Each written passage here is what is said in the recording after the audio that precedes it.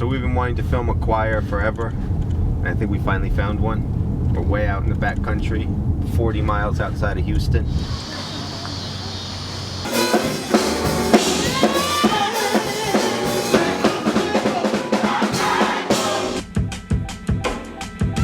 Yo, what's up guys? It's Mr. Green from Live from the Streets.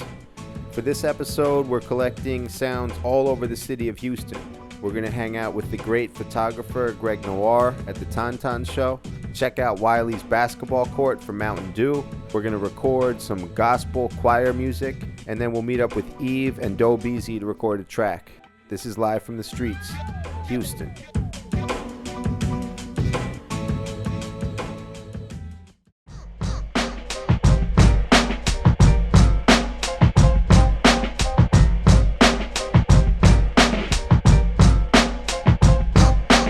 Why'd you choose love? Oh, love, it's just a positive word. It's something that I've been doing in Houston for a while, just doing my own personal love campaign. There's so many ugly signs, speed limit, whatever. It's good to have like a sign of positivity, something that's like hand painted and like colorful in the city as opposed to just more like Helvetica signs telling you to do stuff. Have you been doing art all your life? Yeah, my friends started getting into graffiti around like 16, the guys I skated with. Drive around the freeway, I would always see guys coming up like Next and Jade, and that was definitely like, it's inspired me to like really get into graffiti when I was younger.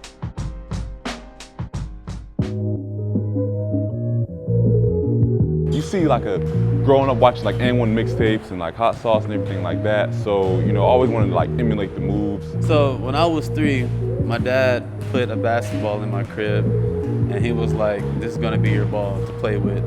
And so to this day, I still had this little basketball that's sitting on my dresser. Swear I still do. Someone said that this is kind of like the underdog city. Because they hear Los Angeles, they hear New York, they hear all these different type of places, and they be like, oh man, Houston. Oh, okay, it's Houston. But they don't understand how beautiful and amazing Houston is.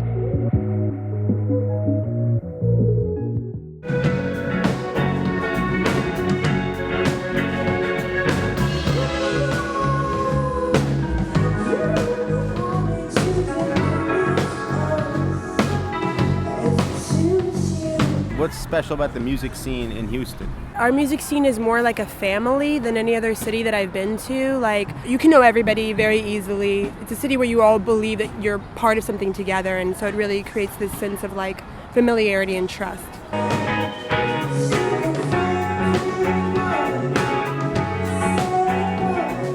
The city's really diverse, Yeah, so you can find any type of cuisine, any type of people. There's like so many genres of music. Don't even listen to what people tell you about it. Just kind of like try everything, make mistakes, because there's a lot of really wonderful hidden gems here.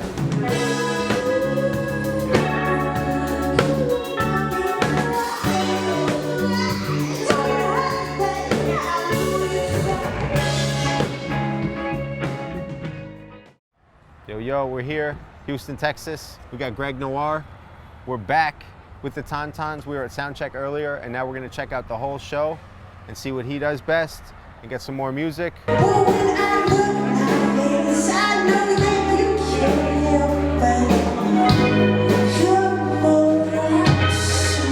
What made you want to get into photography? I was actually working at Sam's Club back when I was in undergrad getting my degree. And like the images the customers would bring in, they were like amazing. I was like, how are these people, like these regular people coming into Sam's Club and producing these wonderful images?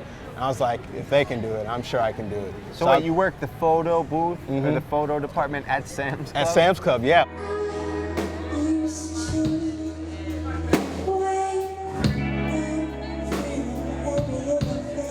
Concert photography, I look at it a little different. So a lot of people make sure that they get the entire space to make sure everybody knows the scale of the actual performance. But for me, I kind of take it as it's just a live portrait shoot. So I start off shooting very tight because I want to make sure that people see the emotion that this artist or this performer is giving off. Make it seem like it's just me and that person, and it's a photo shoot between us two. That's dope.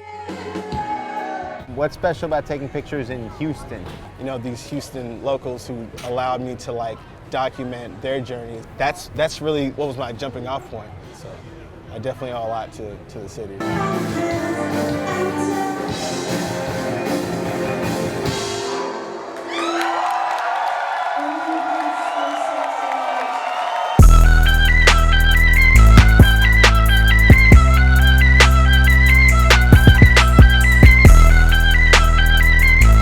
more. Introduce yourself, man. Right Okay. here. Introduce yourself. My name is Frank, and we're grilling suya. This is spicy. Yeah, it's from spicy. Nigeria. I know the He's spice comes Nigerian. from Nigeria. I'm Nigerian. You know. Yeah, that's just flown in. So what is special in it is the spice. It contains some ingredients that are locally found in Nigeria. We have uda. That's a seed that grows in Africa. Uda. We grind it in a powder form and mix it with the spice. Where's Africa? Or you ask for Frank. When you ask for Frank, That's a Frank. they will tell Things you get better. it is the suya man. He is. Yeah, Frank the suya man. It's amazing. Frank, the Suya Man, Fox Hollow, Eat up. Eve. Yo, Bob, you know what it is?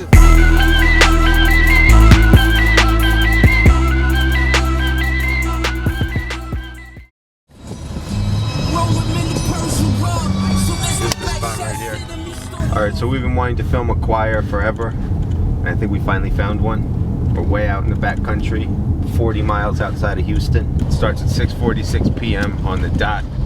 We got about 10 minutes.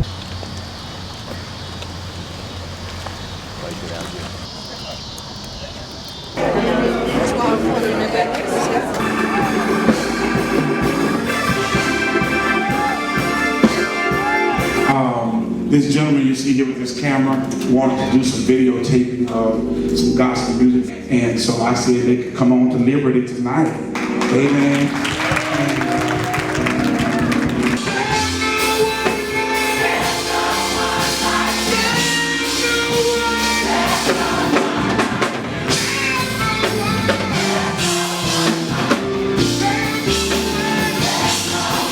I'm a fourth generation of this church. My great-grandfather was the founding pastor, Reverend Sip Baldwin. Sip, just like his drink water. And this church is really the oldest African-American church in this community. This weekend happens to be our homecoming, which is the church is 146 years old.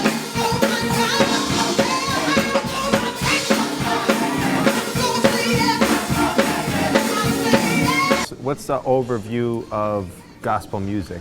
Well, gospel music was born probably 85, 86 years ago. Thomas Dawson is considered the father of gospel music. He was a blues singer, and so he started incorporating the blues chord structures with European-style hymns and started to do them with a little more spirit move. He was considered a heretic.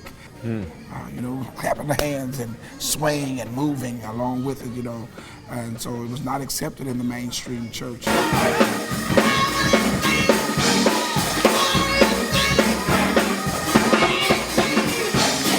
I don't know if this is typical because this is my first time going, but it's incredible. The vibe in here, the energy is just so heavy. I feel like no matter what your religion is or what your beliefs are, like it's hard. It would be hard not to be moved by what's going on in here. Well, like I singing. watched the two of you momentarily, and the cameraman was singing along. Yeah, he was. And the sound man had his hand up. Oh yeah. So I couldn't help it. Yeah, can't help it. Yeah. Can't help it. Yeah. Amazing. Yeah. Amazing.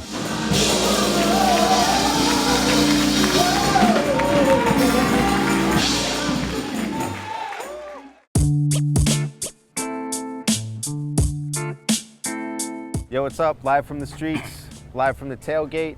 I got some of Houston's finest over here. Yes, sir. So what I did, I went through the city and I collected a whole bunch of interesting sounds. I met a lot of people.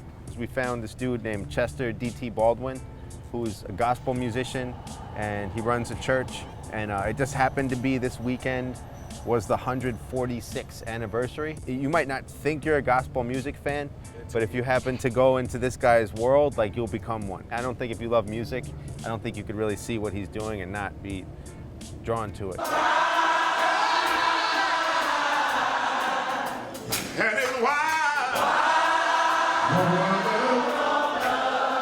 I chopped this first piece up like this.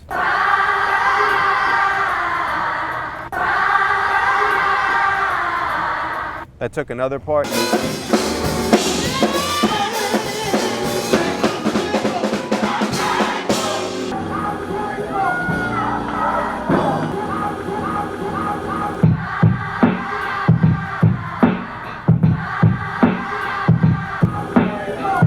Trinity. Boom, Trinity Church. And we were at the basketball court, Mountain Dew. Had this dude named Wiley paint a dope basketball court. And I saw a dope dunk. Nice. It was a crazy dunk, so I was like, woo. So in there. And while we were interviewing Wiley, we had him do the clap. It's called the slate in filmmaking, just so the audio lines up. You guys know the Tauntauns? Yeah. Yeah. Shout out to the Tauntauns.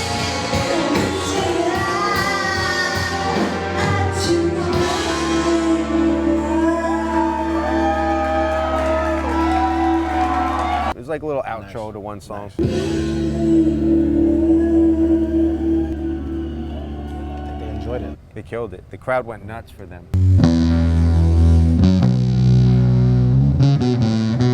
I took this little bass. That's a solid. That feels good. Don't be surprised if people ask you for that sample. I'm telling you, that's a solid. That's a warm sample right there. More Tauntauns. The guitar player had this ill effects board.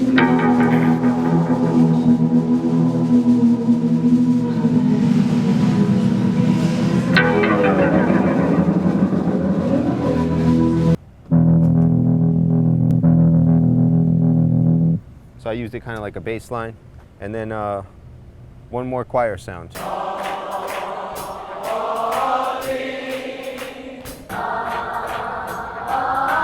So I chopped it like.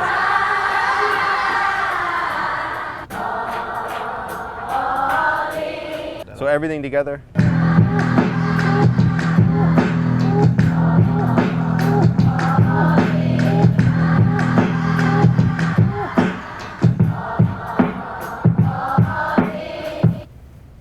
Boom. When times get rough like dry necks and white folks ain't trying to write checks, it get hard for me to write lines when I'm broke but taking the right steps.